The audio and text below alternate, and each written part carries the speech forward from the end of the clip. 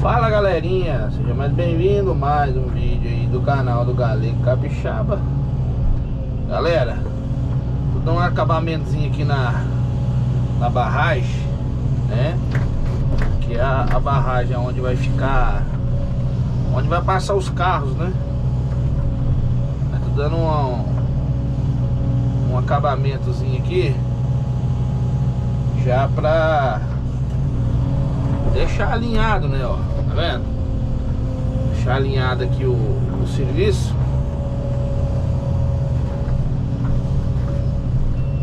né?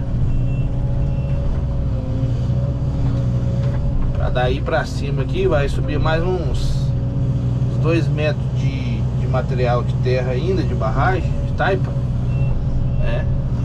Aí tô ajeitando a taipa aqui.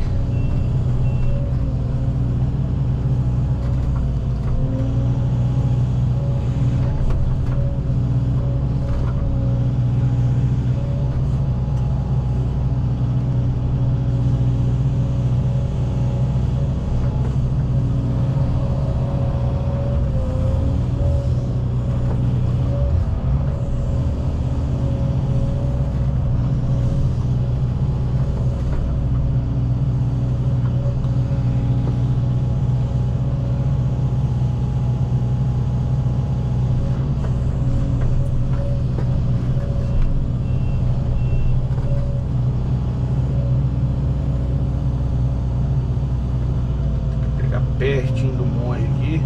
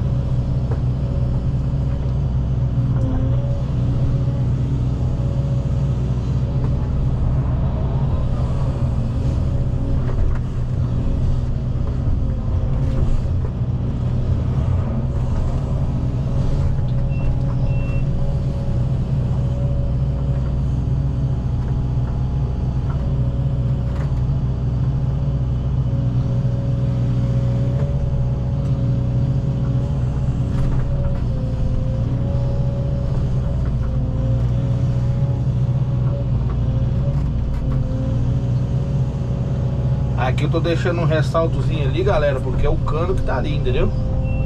E a saída d'água que tá ali. Aí se eu forçar mais pra baixo, eu acabo quebrando ele. Então tem que, como diz, tem que manter distância.